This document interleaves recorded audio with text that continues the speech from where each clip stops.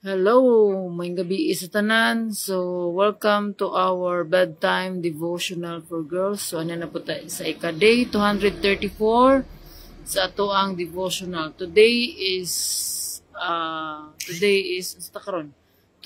Thursday, September 12 to 2024. So, God is good all the time, and all the time God is good. So, ang Ginoo maayo kanunay kanatong tanan, pasalamat unta sa iyang gihatag nga panahon aron na pod nga maka tuon og mas mulalom pa ang ato ang pag-ila diha sa Ginoo. So let's learn the word of God and let's apply everything that we have learned. So ang atong topic karon is God loves to forgive. God loves to forgive, yes, because of His love for us and because of who He is. Because God is love.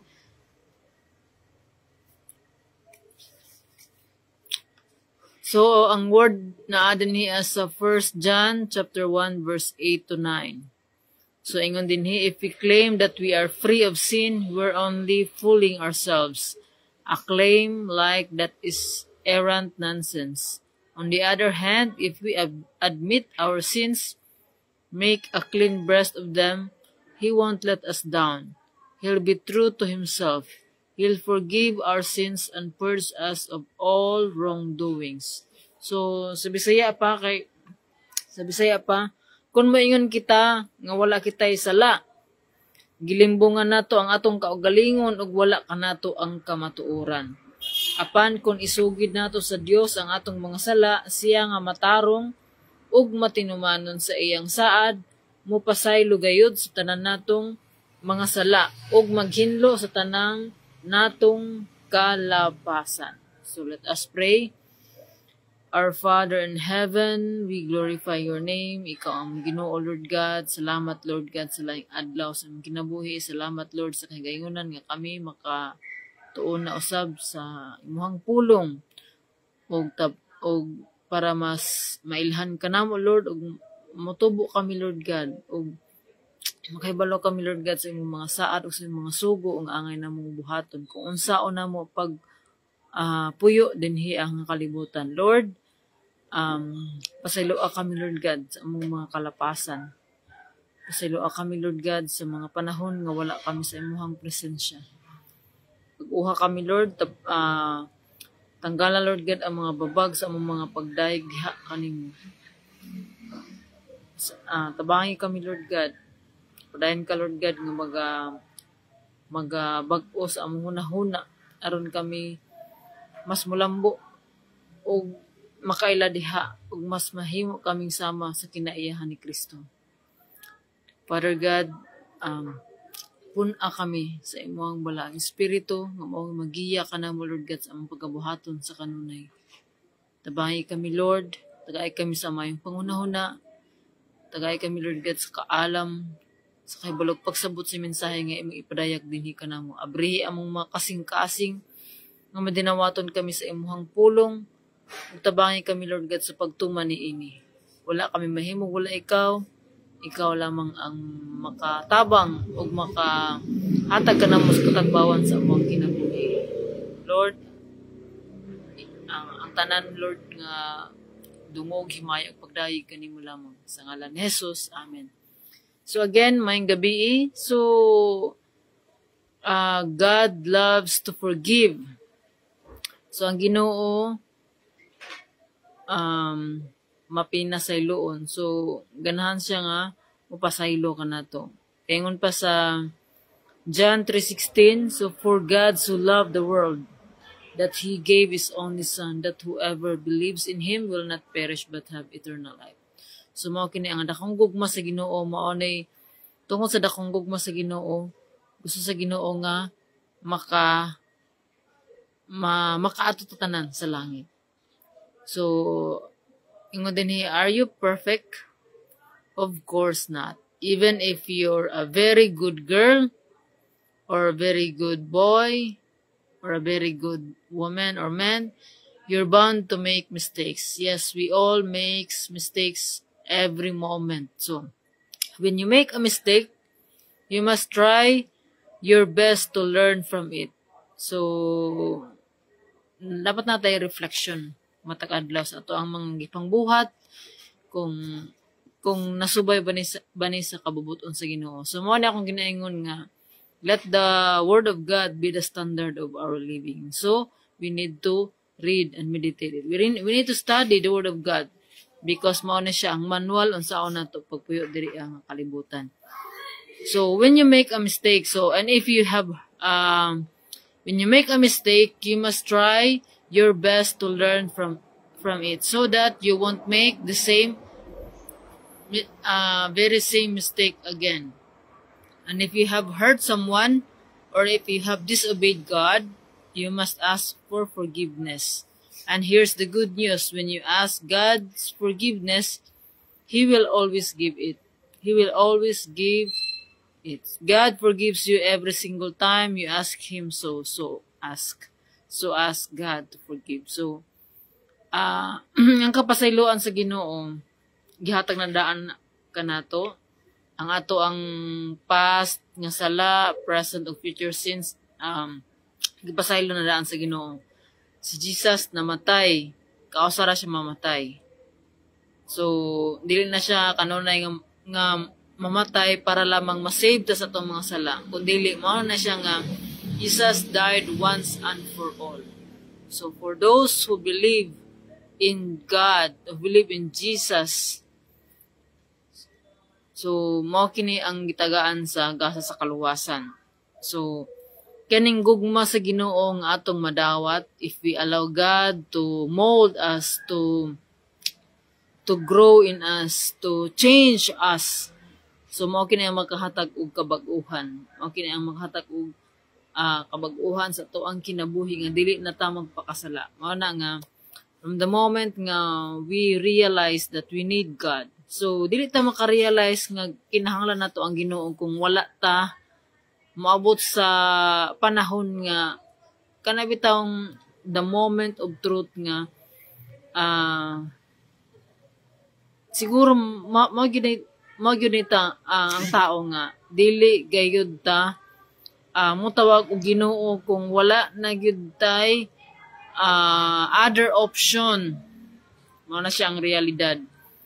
Ang realidad sa tao nga kaning ay pa ta mo tawag Ginoo kung wala na gyud tay laing mahimo, wala na. Kana bitang mayon ta nga Ginoo na lamang gyud ang bahala. Mao na nga so kinahanglan pa ba nga moabot ta ana nga time nga para motawag ta sa Ginoo para mabag-o na to ato ang kaugalingon. So I pray nga dili pud inana o dili pud nga kanang bitawng naanay between life and death situations ato ang kinabuhi. So mo kana pero dili magid ta mag-learn good. Mo na nga di magid ta mag-cut-on kung dili ta moabot ana nga panahon nga murag kuan na lamang ang Ginoo na lamang. Mao na nga ang Ginoo kanunay nga naga-invite kanato, kanunay nga nagapa-remind kanato through our circumstances, through our problems, through our mga kapamilya, through our situations, through nature. So God reminds us through nature. So kana bitang linog, mga bagyo. So mo kana ang nagpa-remind ang Ginoo nga siya Ginoo gamahanan siya o wala gyud tay mahimo kung wala siya. So ingon sa iyang pulo nga the fear of the Lord is the beginning of wisdom. Sa panahon ni King Solomon, ingon si King Solomon nga kuhaan ang tanan ayo lamang ang wisdom. Because wisdom mao na siya ang makahatag nato og kana bitawng direction. Kung kakuan pa, wisdom is the application of what we know. So, if we have wisdom from God, so, makahibalo taon saon na to. Pag-apply ang mga learnings, mga knowledge nga ato ang naangkon. So ingon diri God loves to forgive.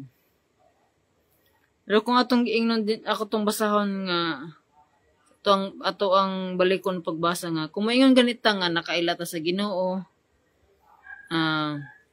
Kumayon kita nga wala kitay sala. Yun da. Kumayon kita nga wala tay sala. Gilimbungan nato ang atong kaugalingon kay wala nato ang kamatuoran. Tungod kay ingon diri sa pulong sa Ginoo nga kitang tanan nakasala. So walay usa nga matarong kundi si Jesus lamang. So kitang tanan nakasala. So mao na siya ang bad news. Kitang tanan nakasala og because sa atoang sala ang kabayaran sa atoang sala is kamatayon. So we are already condemned na ta. So mao na nga tungod sa dakong gugma sa Ginoo kanatong tanan, iyang gihatag si Jesus to save us from our sins because we cannot save ourselves because we are sinners. So mao na siya nga the Father in heaven needs a perfect sacrifice to save us from our sins. So katong mga sacrifice kaniadto sa panahon sa Old Testament is wala to siya bili kay mura na siya ganabitang na useless, mura na siya na nahimo ng routinary.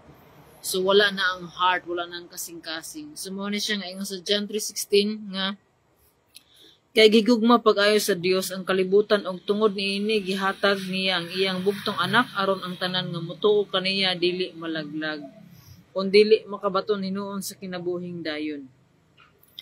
Kay wala ipadala sa Dios ang iyang anak nganhi sa kalibutan aron pagsilot kundi aron pagluwas niini. Ang tanan nga motuo sa anak dili silutan.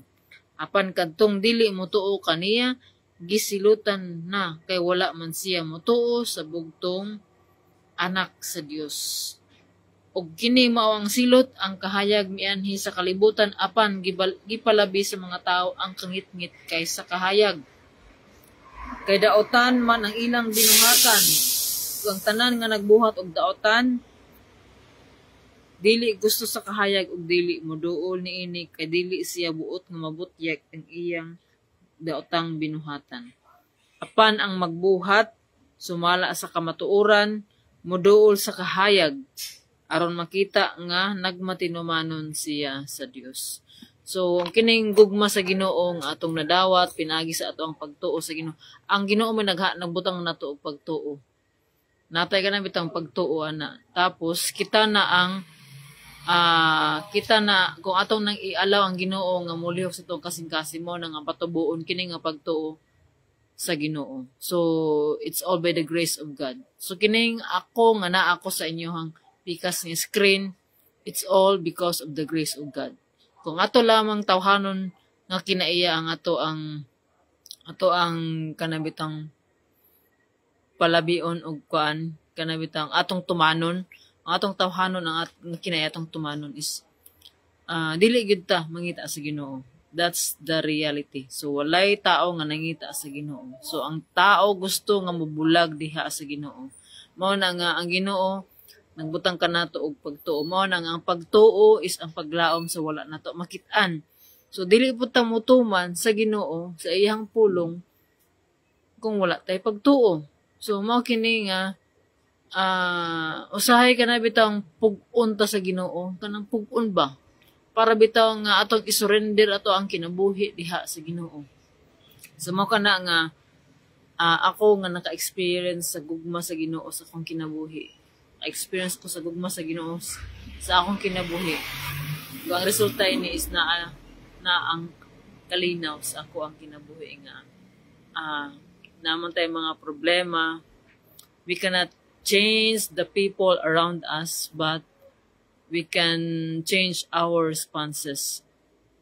Kung dili ta maka-change sa tao nga nasa tong palibot, even ourselves lisod na to i-change. Only God can change us completely.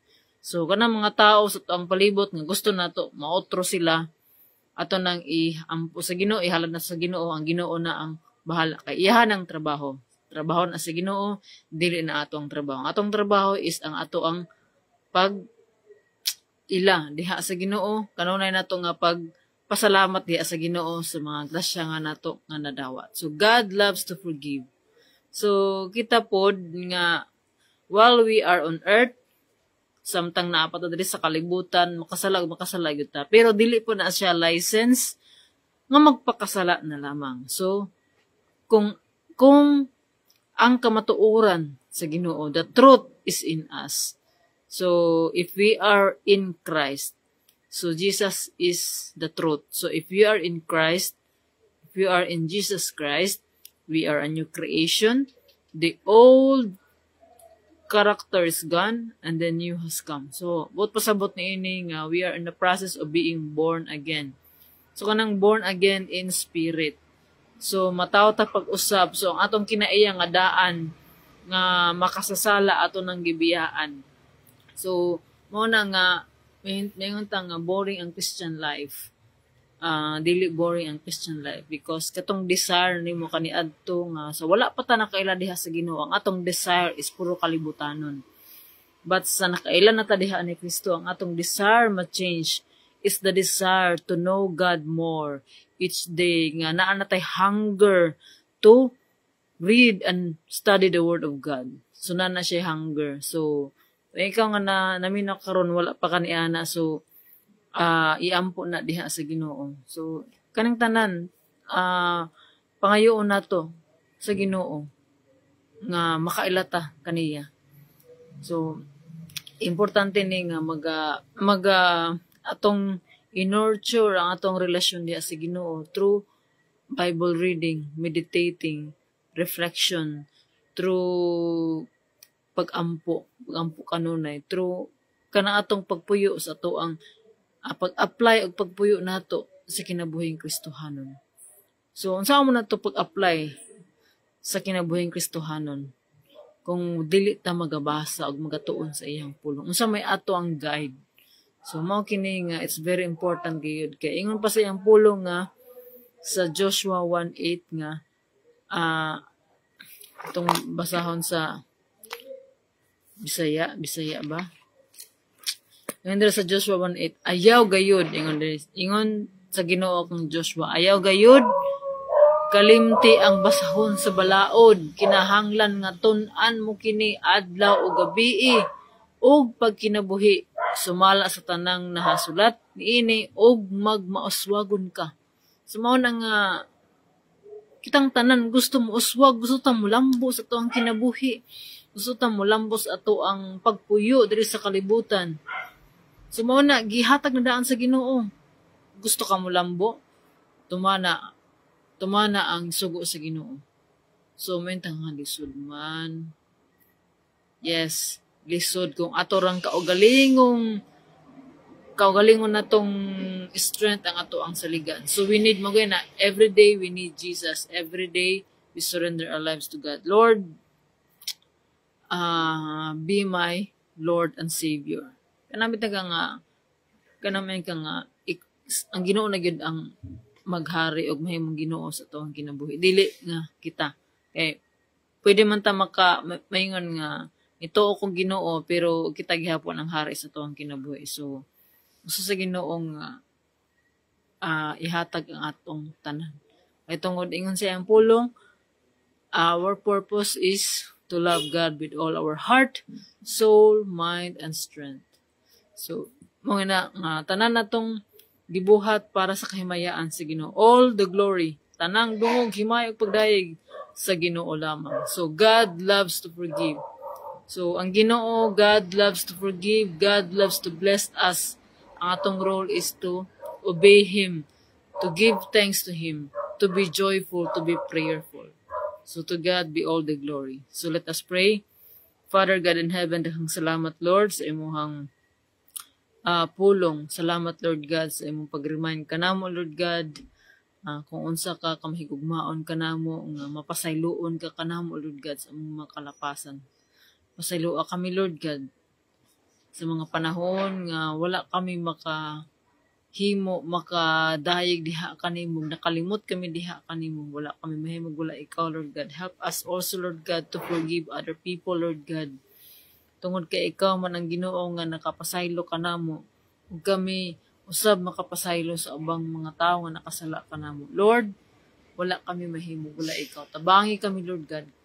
Kay ikaw ang ikaw ang source sa tanan butang.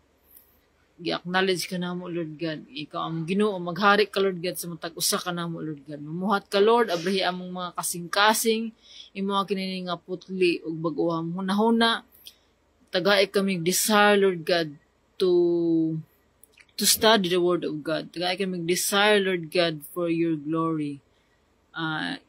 Ikaw Lord ang sa mga naminaw ni ini nga mensahe, ikaw Ginoo ang hikap o magatandog sa matag usa nga mahimo kaming mulambo sa among pagtuo diha kanimo tungod kay ikaw ang Ginoo mo fulfill ka sa imong mga promise imo daanda ang gihatag kanamo. Dalaygon ka Lord, salamat Lord God sa imong pag-uban kanamo sa ngalan ni Jesus, amen. So okay, may gabi, to God be all the glory. So good night and God bless us all. See you tomorrow. Bye bye.